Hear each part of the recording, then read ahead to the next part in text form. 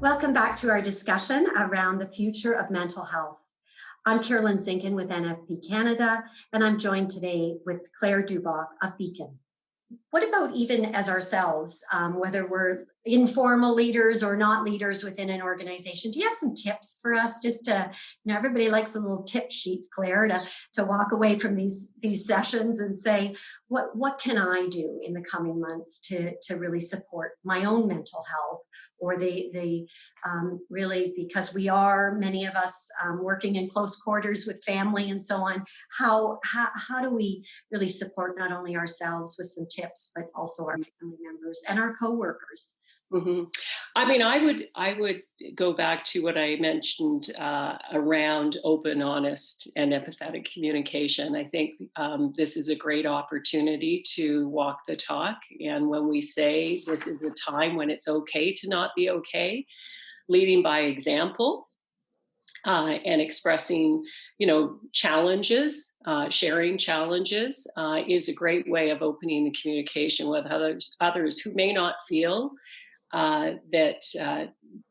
may not feel as open, may not feel that they have the ability to express the challenges that they have. So I think that's one of the ways it starts. I think, as leaders, as peers, I think we want to make sure that we're connecting in regularly in new and meaningful ways. I think that one of the things is that the time can become very structured when you're not in an office and you have to schedule every call or interaction you have.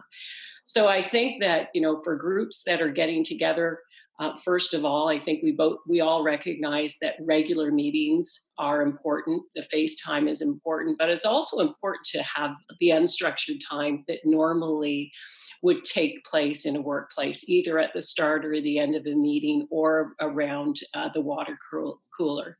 We have to find ways of replicating those sorts of interactions, and encouraging coworkers to have virtual coffees together, because I think that human connection is really important for many of us. It's one of the very positive, most rewarding parts of our job is the social interaction. So, how do we live by? How do we set the tone as leaders to try and make things as positive as we can? And I would say the last thing is this hasn't been all bad.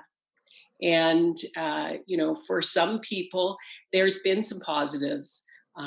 People that have spent big parts of their day commuting to and from work have now found that there's a benefit to their work-life balance. So we should be supportive of the positives and see how we can allow that to go forward.